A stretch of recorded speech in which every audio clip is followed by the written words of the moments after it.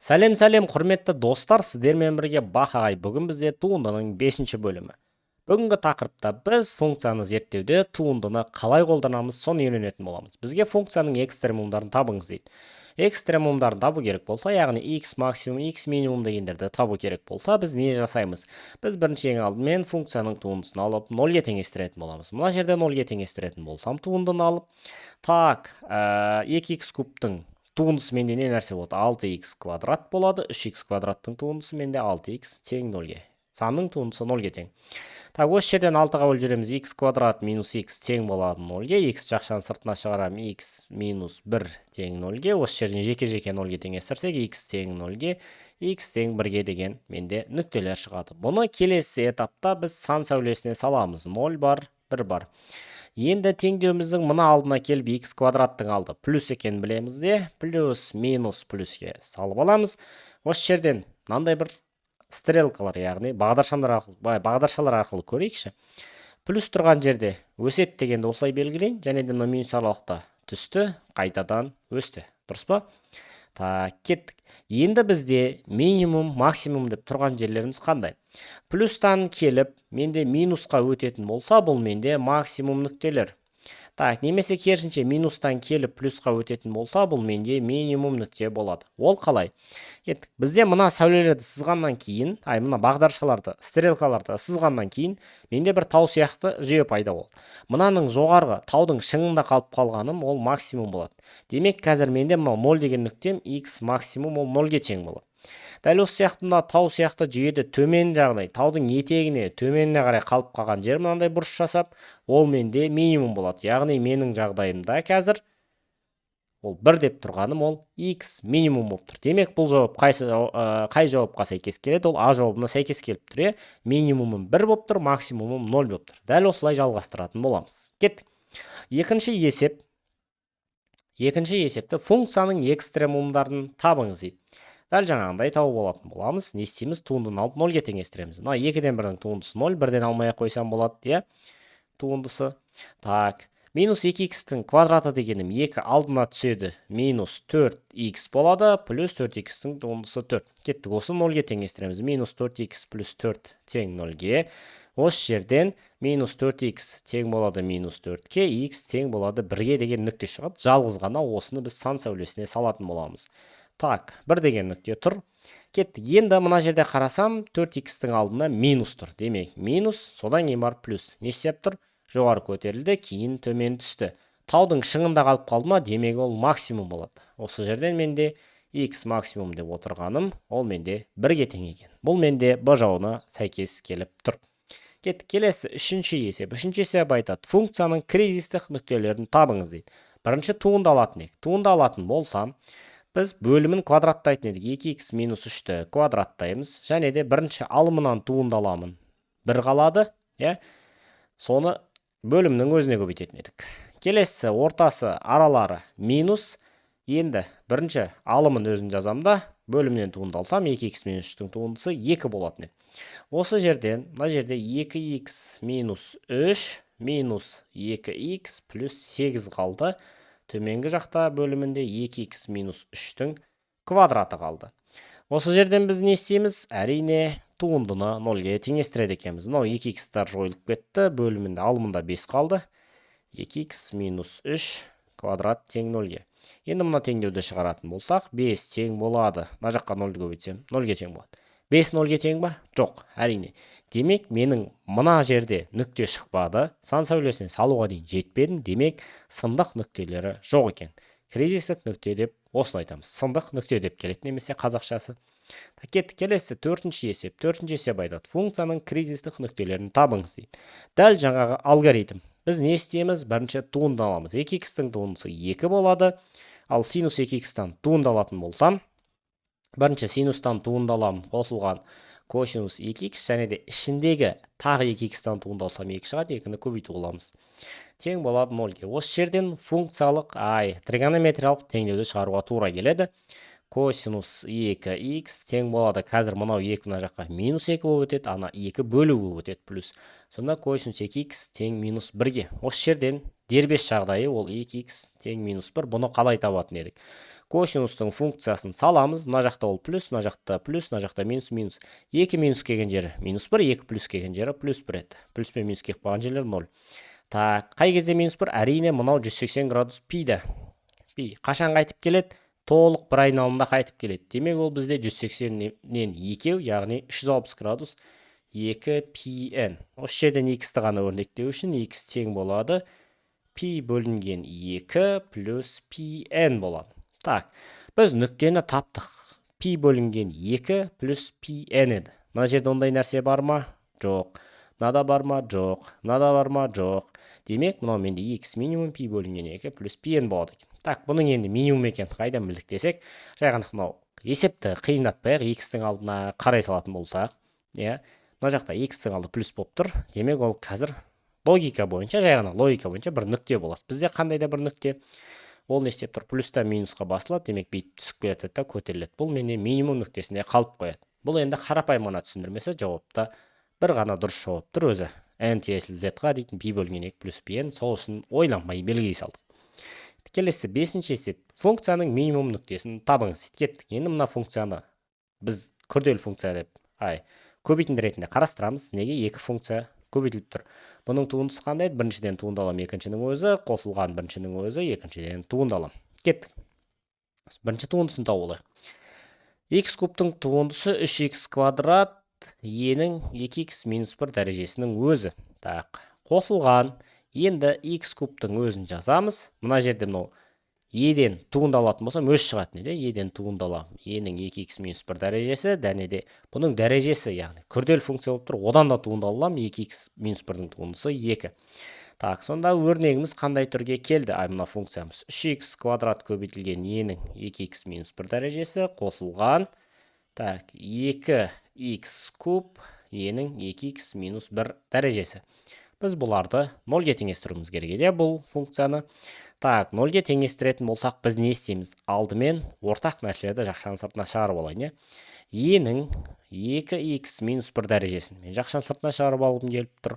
Және де екеуінде де кемінде x квадрат бар, x квадрат. Соны жақшаның сыртына шығарып жіберейін. Сонда менде не қалды? Мына жақта x квадрат кетті, мынау кетті, e-нің 2x минус 1 дәрежесі тек қана 3 қалды. Қосылған. Мына жақта мынаның квадраты кетіп еді. Жай ғана 1x қалды, және алдындағы 2 бар. Мынау толығымен кетіп қалды. Так, осы нәрсені біз 0-ге теңестіруіміз қажет еді. Так, e-нің 2x минус 1 дәрежесі көбейтілген x квадратты 0-ге теңестіретін болсам, жеке-жеке 0-ге теңестіруге тура келеді. Так, мына жерде бірінші e-нің 2x минус 1 дәрежесі тең болады 0-ге. Бізде көрсеткіштік функция ешқашан 0-ге тең болмайды. 0-ге және де минус сандарға. Демек, мына жерде бірден жауап жоқ деп алатын боламыз. X квадратты 0-ге теңестірсем, менде x тең 0-ге деген бір жауап шығады. Так, 0-ге деген бір жауап шығады. Және де мынаны жақшаның ішін жеке 0-ге теңестіретін болсам, 3 плюс 2x тең болады 0-ге. Осы жерден 2x тең болады минус 3-ке. X тең болады минус 3-те 2-ке бөлетін болсам, минус 1,5. Кеттік. Енді осы тапқан мына нүкте мен мына нүктені біз қайда саламыз? Әрине сан сәулесіне. Так, сан сәулесіне салатын болсақ. Так, мына жерде менде минус 1,5 бар. Мына жерде менде 0 бар. Кеттік. Маған минимум нүктесін табу керек. Ол үшін не істейміз? Әрине плюс минусқа саламыз. Мына жерде мынау алды плюс, мынаның алды плюс, мынаның x-тің алды плюс. Демек, плюс, минус, плюс. Маған минимум нүкте керек. Оны қалай табатын едік? Бірінші мына бағдаршаларды саламыз. Плюс тима жоғарыларды салдым, минус тима екеуінің арасы кішірейіп тұр. Енді бізге керегі жай ғана минимум. Мынау менде максимум болып кетеді. Бұл маған керек емес. Яғни таудың шыңы, маған таудың төменгі жағы керек. Демек, менде x минимум төменгі жақ болып тұрған, ол 0 екен. Бұл менде А жауап нұсқасына сәйкес келіп тұр. Кеттік. Олай болса, енді бізге минимум нүкте, максимум нүкте экстрем емес, функцияның 0 мен 3 кесіндісіндегі ең кіші мәнін тап, яғни енді y-тарды табатын боламыз. Бұл жерде алгоритм қандай? Бұл жерде мына тұрған сандар қазір менде x0 ең кішкентайы, x тең 3, ол менде ең үлкені болып тұр ғой. Және де тағы бір қосымша нүктелерді табу үшін, яғни экстрем, максимум, минимумдар табу үшін дәл жаңағыдай мынаны туындысын алып 0-ге теңестіреміз. Туындысын алып 0-ге теңестіретін болса, менде 9x квадрат тең болады 0-ге. Неге? Себебі минус 9-дың туындысы 0-ге тең керек емес. Бірден 0-ге теңестіреміз 9х квадрат. Осы жерден х квадрат тең болады 0-ге, х тең болады 0-ге деген шығады. Демек, мына 0 деген, мына аралықта жатыр ма? Демек, бұны аламыз. Сонда мен қазір 0 деген және де 3 деген нүктені енді қайтып апарып бастапқы функцияға қоямын да ең үлкен мәнді анықтаймын. Бірінші x тең 0 дегенді қоятын болсам, менде не шығады? 3 көбейтілген, 0-дің кубы минус 9. 0-ді кубтайтын болсам 0 болады, 3-ке көбейтемін 0 болады, тек қана минус 9 қалады. Келесі мен x тең 3 дегенді қоятын болсам, 3 көбейтілген. Так, 3-дің кубы минус 9. Осы жерден 3-дің 4 дәрежесі болады 81, 81-ден 9 азайтатын болсам, менде кәдімгі 72 шығады. Маған не керек еді? Минимум керек еді. Ең кішкентай қайсысы болып тұр? Мынау минус 9 болып тұр. Демек, менің ең кішкентай мәнім бұл аралықтағы минус 9 болады деген А жауабын белгілейміз. Кеттік, 7-ші есеп. Функцияның 0 мен пи кесіндісінде ең үлкен және ең кіші мәнін тап дейді. Дәл жаңағы алгоритм. Біз бұны не істейтін едік? Жай ғана алып келеміз де 0-ге теңестіреміз бірінші.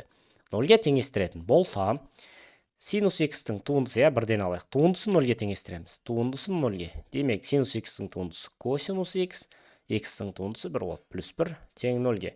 Осы жерден косинус x тең болады екен, минус 1-ге. Бұл дербес жағдай x тең пи плюс 2 пи n, n деп отырғаным z-ға тиесілі. Осы жерден қазір аралықтардағы сандар керек болады. Ол үшін бірінші мен n-нің орнына нені қойып көрейін? 0-ды қойып көрейін. n-нің орнына 0 қойсам, x тең болады жай ғана пиға. Себебі мына жерде бәрі 0 болып кетеді. Так, бұл аралықта жатыр ма? Әрине жатыр. Так, содан кейін n-нің орнына біз беріп көрейік. Тағы не нәрсе беріп көрсем болады? Минус 1 беріп көрейін.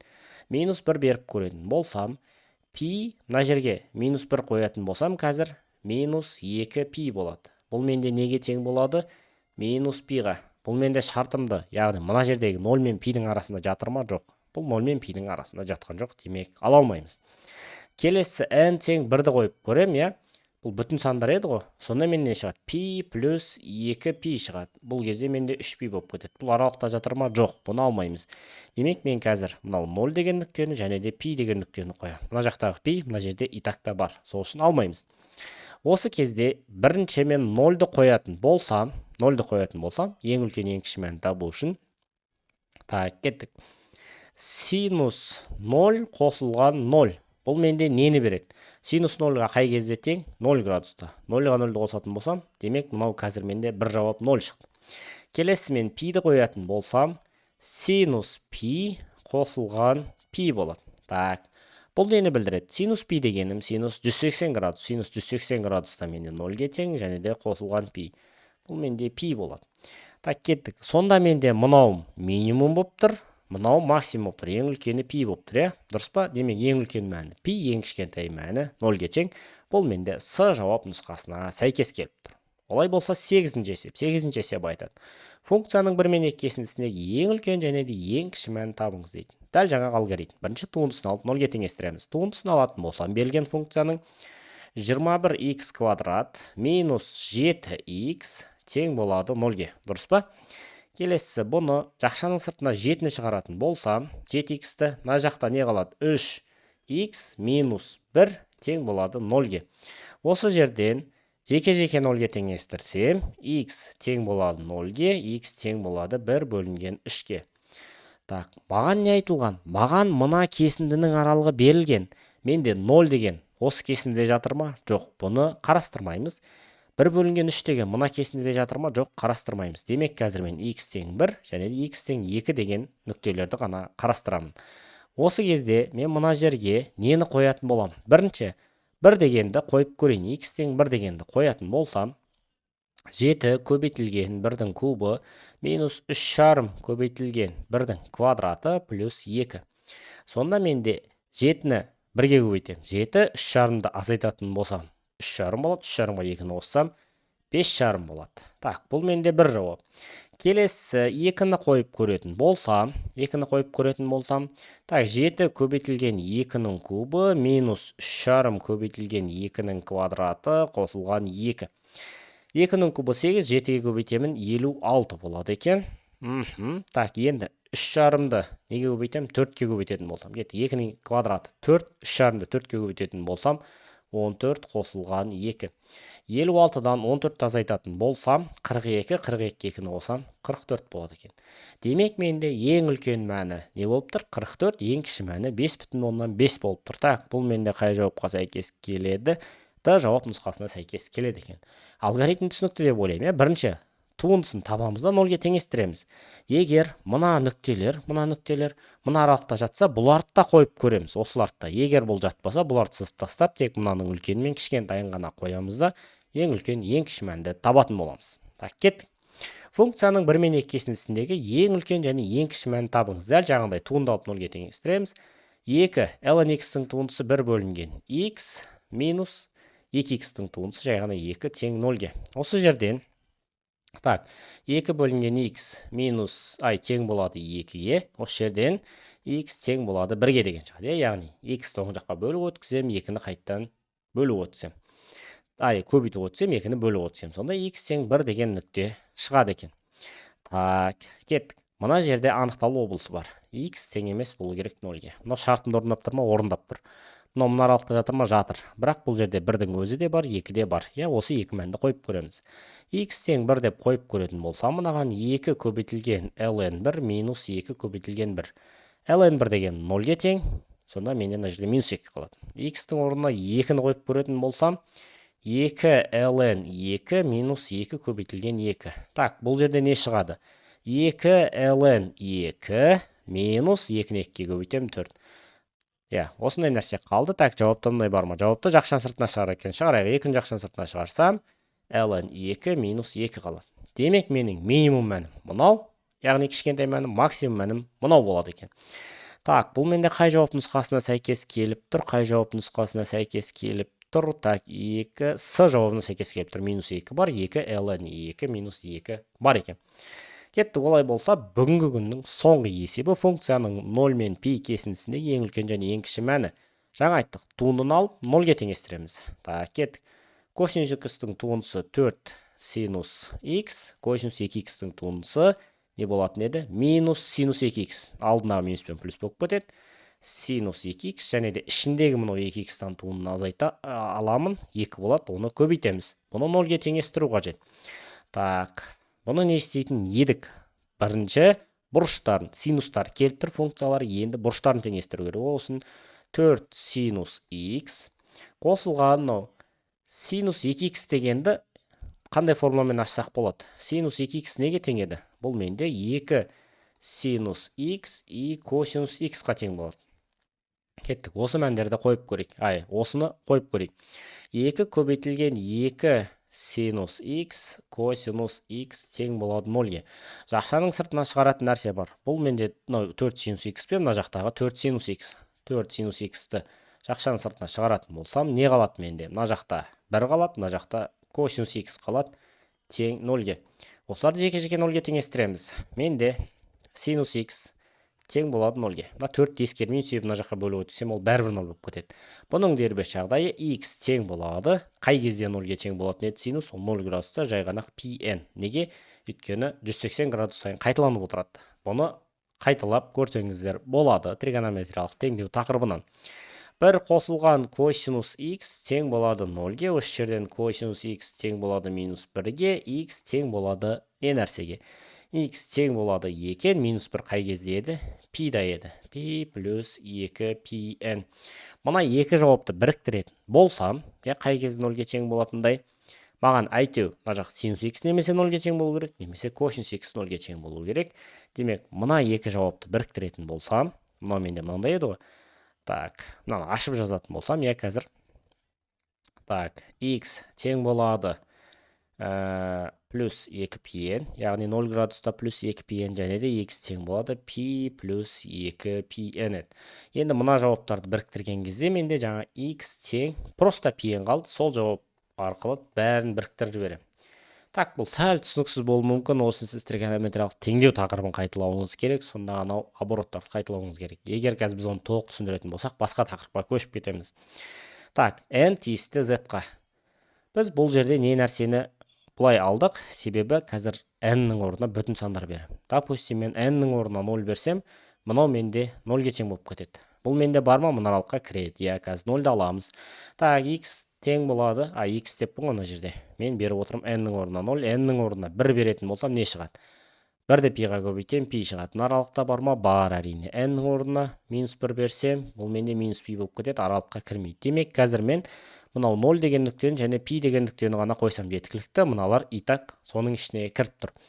Так, сонда бастапқы функцияға барамыз. Так, басқа түспен жазайын, түсінікті болу үшін 0-ды қойып көреміз. 0-ды қойсам, y тең болады 4 косинус 0 минус косинус 0 болып кетеді. 2 0-ге өтсем, бәрібір 0 шығады. Так, косинус 0 ден неге тең еді? Ол менде 1-ге тең. Демек, 4 минус 1 болады, бұл менде 3-ге тең. Енді пиді қоямыз. Y тең болады 4 косинус пи минус косинус 2пи болады. 2пи болады. Яғни 2 көбейтілген пи 2пи болады. Так, косинус 180 градуста неге тең? Ол әрине минус 1-ге тең. Демек, 4 көбейтілген минус 1. Енді 2пи деп отырғаным, ол 1 рет 0-ден бастап 2пи айналып кетсе, 0-ге қайттан тең болады. Бұл менде минус 1 болады. Дұрыс па? Косинус 0-ге 1-ге тең. Осы жерде минус 4 минус 1 дегенім ол минус 5-ке тең. Демек, менде қандай мән шықты? Ең кіші мәні минус 5, ең үлкен мәні 3 болады екен. Так, бұл 5 пен минус 3 деген, кешірім сұрайым. Так, 3 пен минус 5 деген екінші Б жауабына сәйкес келеді екен. Олай болса, біздің бүгінгі тақырыбымыз аяқталды. Пайдалы білім болсын, құрметті шәкірттер, келесі кездескенше.